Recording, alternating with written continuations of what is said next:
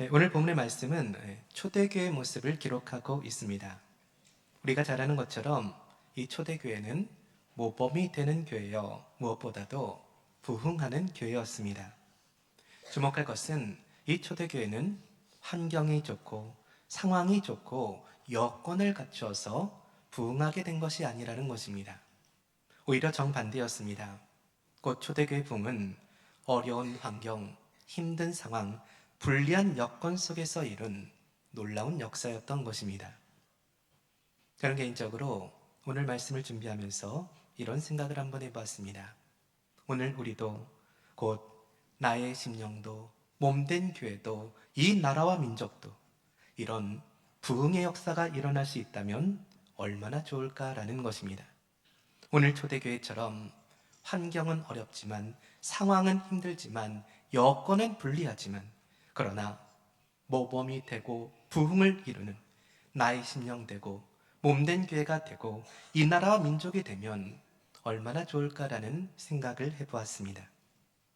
여러분, 그렇다면 초대교회는 어떤 모습을 가졌길래 이렇게 어렵고 힘들고 불리한 여건 속에서도 부흥하는 교회가 될 수 있었던 것입니까? 오늘 본문의 말씀을 보면 초대교회가 이런 부흥을 이룰 수 있었던 세 가지 비결에 대해서 가르쳐주고 있습니다. 바라기는 오늘 본문의 말씀을 함께 살펴보면서 초대교회 부흥의 비결을 발견하고 붙잡는 은혜의 시간이 되시기를 바랍니다. 그러므로 오늘날 여전히 어려운 환경, 힘든 상황, 불리한 여건 속에서도 초대교회와 같은 부흥의 역사를 이루며 살아가는 복된 신앙의 삶들이 다 되시기를 주님의 이름으로 축원합니다. 초대교회가 이런 부흥의 역사를 이룰 수 있었던 것은 첫째로 초대교회는 온전한 순종이 있었기 때문입니다. 오늘 보면 12절의 말씀입니다. 제자들이 감람원이라는 산으로부터 예루살렘에 돌아오니 이 산은 예루살렘에서 가까워 안식일에 가기 알맞은 길이라. 제자들은 주님께서 부활하신 후에 예루살렘으로 돌아왔습니다. 그들이 예루살렘으로 돌아온 이유는 단 한 가지였습니다. 주님께서 예루살렘에 머물러 있으라 명하셨기 때문입니다. 사도행전 1장 4절의 말씀입니다. 예루살렘을 떠나지 말고 내게서 들은 바 아버지께서 약속하신 것을 기다리라. 그런데 여러분, 당시 제자들에게 있어서 이 예루살렘은 어떤 곳이었습니까? 영광의 장소요, 축복의 장소였습니까? 여러분, 그렇지가 않습니다.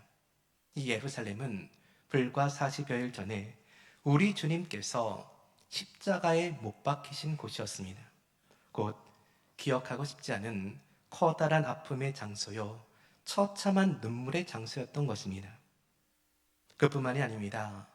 이 예루살렘은 주님을 죽인 종교 지도자들, 로마의 군인들이 여전히 시퍼렇게 눈을 뜨고 있는 곳이었습니다. 곧 제자들도 언제 잡혀 죽을지 모르는 두려움의 장소요, 공포의 장소였던 것입니다. 때문에 인간적인 생각으로는 갈릴리나 다른 안전한 곳으로 가는 것이 더 합리적인 판단일 것입니다. 굳이 예루살렘으로 돌아갈 이유가 없는 것입니다. 그러나 여러분, 오늘 성경은 뭐라 말씀하고 있습니까? 제자들은 그럼에도 불구하고 예루살렘으로 돌아왔다고 말씀합니다. 곧 자신의 생각, 자신의 경험, 자신의 판단을 다 내려놓고 오직 주님의 말씀에 순종했던 것입니다. 사랑하는 여러분, 우리는 여기에서 부흥의 첫 번째 비결을 발견할 수가 있습니다. 그것은 바로 순종이라고 하는 비결입니다. 곧 부흥은 순종으로부터 시작된다는 것입니다. 여러분, 꼭 기억하시기를 바랍니다. 진정한 부흥은 내 뜻이 아니라 하나님의 뜻에 내 삶의 방향을 맞추는 순종의 발걸음에서부터 시작된다는 것입니다. 내가 가기 싫은 곳이라 할지라도, 나의 희생이 요구되는 자리라 할지라도, 그러나 주님이 가라고 하면 가는 것, 주님이 말씀하시면 하는 것, 그것이 바로 순종이요 부흥의 비결이라는 것입니다. 여러분 돌이켜보시기를 바랍니다. 오늘 우리들의 삶에 부흥이 없는 이유가 무엇입니까? 여러분, 환경이 어려워서가 아닙니다. 상황이 힘들어서가 아닙니다. 여건이 불리해서가 아닙니다. 여전히 내 생각, 내 경험, 내 판단만을 쫓아 살아가기 때문입니다. 사랑하는 여러분, 오늘 주님께서 말씀하시는 여러분의 예루살렘은 어디입니까? 오늘 내가 순종해야 되는 순종의 예루살렘은 어디입니까? 바라기는 부디 내 생각, 내 경험, 내 판단을 다 내려놓고 우리 주님의 말씀이라고 하면, 우리 주님의 뜻이라고 하면 온전하게 순종하는 은혜가 있기를 바랍니다.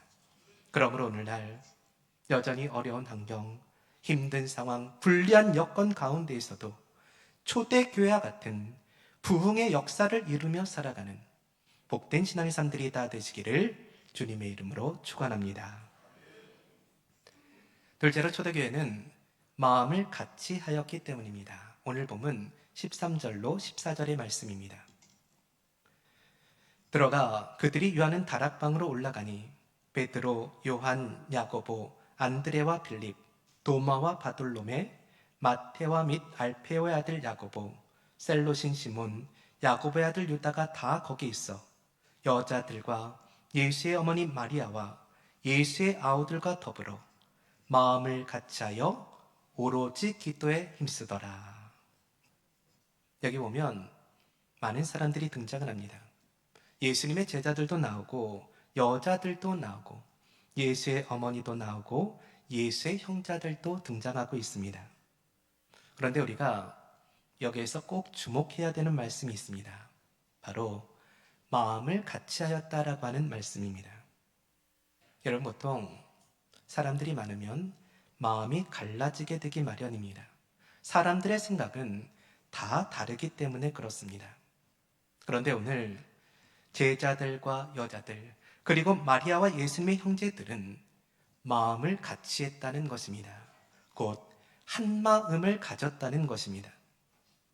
여러분, 이것은 참으로 중요한 일입니다. 사실 이 초대교회 역사는 이렇게 한 마음이 되는 것으로부터 시작했다라고 해도 과언이 아닐 것입니다. 마음을 같이하여, 여러분, 이것이 초대교회의 특징이었습니다. 그리고 이렇게 한 마음이 되었을 때 그들은 놀라운 부흥의 역사를 경험할 수가 있었습니다. 여러분, 그렇습니다. 교회가 성장하기 위해서는, 교회가 부흥하기 위해서는 반드시 하나됨이 필요합니다. 하나됨이 없으면 그 교회 성장과 부흥은 결코 기대를 할 수가 없는 것입니다. 여러분, 실제로 고린도 교회를 보시기를 바랍니다. 고린도 교회는 많은 영적 지도자들이 사용했던 축복받은 교회였습니다. 또한 그 어느 교회보다도 수많은 영적인 역사들이 나타나는 교회이기도 했습니다. 그런데 그럼에도 불구하고 고린도 교회는 참된 부흥을 이루지를 못했습니다. 이유가 무엇입니까? 바로 그들의 마음이 나뉘어져 있었기 때문입니다. 하나가 되지 못하고 서로 분쟁했기 때문입니다. 결과가 무엇입니까? 이렇게 하나 되지 못하고 분쟁하게 된 결과, 그들은 성장하지도 못하고 부흥하지도 못했습니다. 오히려 세상 사람들에게 판단을 받고 조롱당하는 교회가 될 수밖에 없었습니다. 그러게 사도 바울은 많은 교회들에게 편지를 하면서 항상 하나 될 것을 강조하고 있음을 봅니다. 우리가 잘 아는 에베소서 4장 1절로 3절의 말씀입니다. 그러므로 주 안에서 갇힌 내가 너희를 권하노니 너희가 부르심을 받은 일에 합당하게 행하여 모든 겸손과 온유로 하고 오래 참음으로 사랑 가운데 서로 용납하고 평안에 매는 줄로 성령이 하나 되게 하신 것을 힘써 지키라. 성령이 하나 되게 하신 것을 힘써 지키라라고 말씀합니다. 여러분, 분열은 마귀의 특징입니다. 사단의 습성입니다. 분열하게 되면 어떤 심령도, 어떤 공동체도 세워질 수가 없습니다. 성장할 수가 없고 부흥의 은혜를 체험할 수가 없습니다. 실제로 지금까지 신앙생활을 해오면서 분열하고 마음이 갈라지게 되었는데 은혜를 받았다, 부흥을 했다, 역사가 일어났다. 여러분, 이런 말을 한 번도 들어본 적이 없습니다. 그런데 참으로 안타까운 것은 지금도 수많은 사람들이 여전히 분열하는 데 앞장서고 있다는 것입니다. 한 마음이 되는 데 앞장서는 것이 아니라 분열하고 갈라지는 데 앞장선다는 것입니다. 여러분, 이것이 비극이고 이것이 부흥의 걸림돌임을 알아야 됩니다. 여러분, 힘들고 어렵지만 때로는 자존심도 상하고 성질도 날 수 있겠지만 여러분, 그러나 조금 더 품어주시기를 바랍니다. 조금 더 이해해 주시기를 바랍니다. 조금 더 안아주시기를 바랍니다. 그러므로 조금 더 마음을 같이 하고 조금 더 한 마음을 이루고자 힘써 주시기를 바랍니다. 사랑하는 여러분, 우리는 주 안에서 마음을 같이 해야 됩니다. 하나가 되어야만 합니다. 여러분, 그래야 성장할 수가 있고 그래야 부흥의 역사를 경험할 수가 있는 것입니다. 바라기는 부디 주 안에서 마음을 같이 하는, 한 마음을 가지는 은혜가 있기를 바랍니다. 그러므로 오늘날 여전히 어려운 환경, 힘든 상황, 불리한 여건 가운데서도 초대교회와 같은 부흥의 역사를 이루며 살아가는 복된 신앙의 삶들이 다 되시기를 주님의 이름으로 축원합니다. 셋째로, 초대교회는 오로지 기도에 힘썼기 때문입니다. 오늘 본문 14절 말씀 다시 보시기를 바랍니다. 여자들과 예수의 어머니 마리아와 예수의 아우들과 더불어 마음을 같이하여 오로지 기도에 힘쓰더라. 아주 중요한 말씀이 있습니다. 바로 오로지 기도에 힘썼다라는 것입니다. 주목할 것은 여기서 오로지라고 하는 말은 현재 분사형으로 기록되어졌다는 것입니다. 현재 분사형은 계속되는 모습을 나타내는 것입니다. 곧 오로지의 기도가, 힘을 쓰는 기도가 지속적으로 이어지고 계속적으로 이어졌다는 것입니다. 여러분, 기도는 신앙생활의 핵심입니다. 성경을 보시기를 바랍니다. 성경에 나오는 어느 누구가 기도 없이 역사를 일으켰습니까? 기도 없이 은혜를 체험하고 기도 없이 부흥을 경험했습니까? 한 사람도 없습니다. 단 한 명도 등장하지를 않습니다. 힘들지만 어렵지만 그러나 계속적으로 이어지는 기도, 그치지 않고 힘써 지속되는 기도를 통해서 역사가 일어나게 된 것입니다. 은혜를 체험하게 된 것입니다. 부흥을 경험하게 된 것입니다. 그러니 여러분, 오늘 우리도 오로지 기도해야 됩니다. 기도가 계속되고 기도가 지속되어져야 됩니다. 조금 힘들어도, 조금 피곤해도, 조금 어려워도 성도는 기도해야 역사를 체험하는 줄로 믿습니다. 기도해야 은혜를 받게 되는 줄로 믿습니다. 기도해야 부흥을 경험하게 되는 줄로 믿습니다. 여러분, 그러니 게으름을 버려야 됩니다. 핑계를 버려야 됩니다. 그리고 기도를 결단해야 됩니다. 오로지의 기도, 지속되는 기도, 계속되는 기도를 시작해야 되는 것입니다. 제가 예전에 한 남성으로부터 이런 이야기를 들은 적이 있습니다. 그 남자분은 자기는 샤워를 1시간 동안 한다는 것입니다. 그래서 시간이 너무 많이 걸리기도 하고 시간이 너무 아깝기도 해서 샤워를 잘 하지 않게 되었다라는 것입니다. 저는 그 이야기를 들으면서 조금 이상했습니다. 보통 남자들은 1, 20분이면 샤워를 다 마치는데 왜 이분은 1시간이나 할까라는 것입니다. 그래서 왜 그렇게 샤워를 오래 합니까? 물었습니다. 그분의 대답은 이랬습니다. 샤워를 할까 말까 50분을 고민하다가 정작 샤워는 10분 한다는 것입니다. 샤워 시간이 10분이고 고민하는 시간이 50분이었던 것입니다. 여러분, 우스갯 이야기 같지만 가만히 살펴보게 되면 오늘 우리들의 기도도 그렇지 않은가? 이런 생각을 한번 해보게 됩니다. 우리는 기도를 할까 말까 고민을 너무나도 많이 합니다. 새벽 기도를 갈까 말까, 철야 기도를 갈까 말까, 작정 기도를 할까 말까 고민을 너무 오래 합니다. 그리고 정작 기도는 너무나도 짧게 합니다. 여러분, 이게 반대가 되어져야 됩니다. 고민은 적게 하고 기도는 많이 해야 되는 것입니다. 여러분, 기도는 습관이 되어져야 됩니다. 기도는 훈련이 되어져야 됩니다. 그러므로 지속되어지는 기도, 계속되어지는 기도, 오로지의 기도가 되어져야 되는 것입니다. 여러분 모든 하다 보면 늘게 되어져 있습니다. 탁구도 치다 보면 늘게 되어져 있고 골프도 치다 보면 늘게 되어져 있습니다.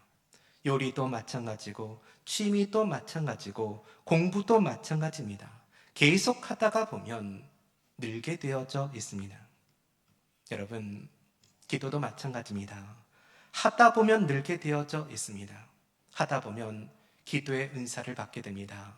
하다 보면 기도의 권능을 받게 됩니다. 하다 보면 기도의 은총을 체험하게 됩니다. 지속적으로 계속적으로 하다 보면 늘게 되어져 있는 것입니다.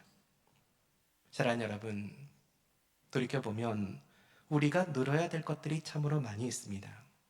지식도 늘어야 될 것이고, 재물도 늘어야 될 것이고, 명예도 늘어야 될 것이고, 능력도 늘어야 될 것입니다. 그러나 여러분, 성도는 무엇보다도 기도가 늘어야 될 줄로 믿습니다.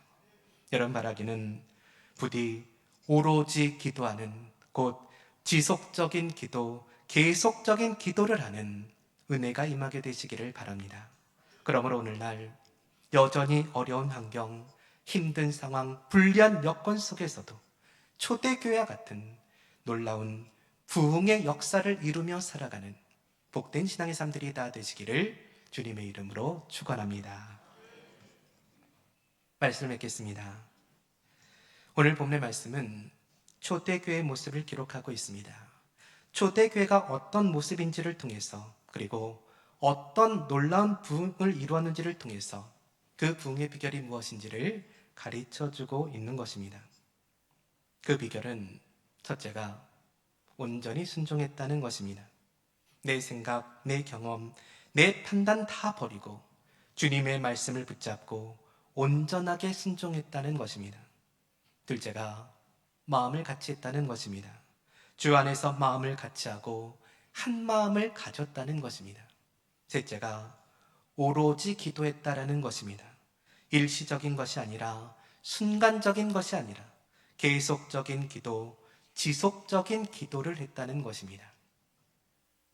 사랑하는 여러분, 우리가 평생을 살아가는 동안 부흥의 삶을 살아가야 되지 않겠습니까?